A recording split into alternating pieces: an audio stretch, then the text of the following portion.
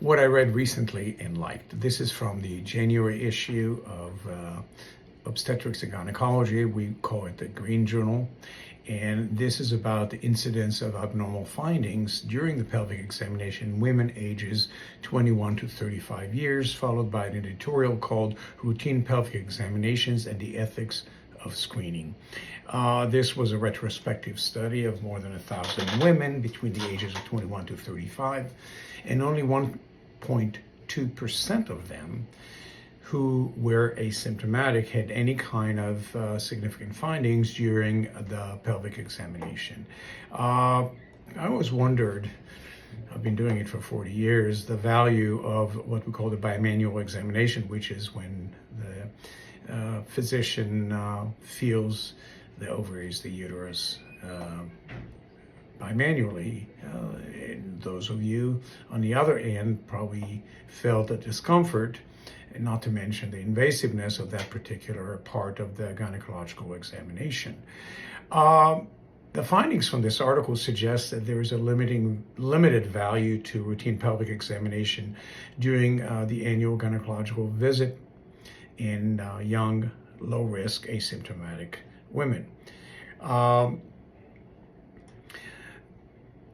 Obviously, we have the ultrasound, and it can help us significantly in identifying any type of abnormalities that we cannot feel as accurately with our hands. That's kind of a double-edged sword, because if you detect abnormalities by ultrasound, these abnormalities oftentimes are benign and will increase the anxiety both by the patient and the physician, and will lead oftentimes to unnecessary surgical procedure.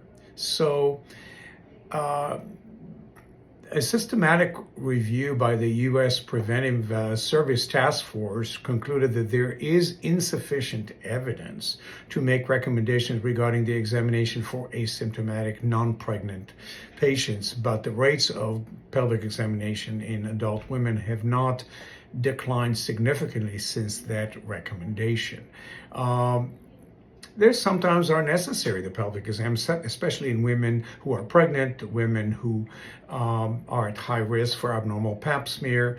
But clearly, we need to be more selective as to how often we recommend it. So what should you do? First of all, remember that the recommendations for low-risk women in the reproductive age is to have an examination, annual examination, quote unquote annual, every 3 years rather than annually.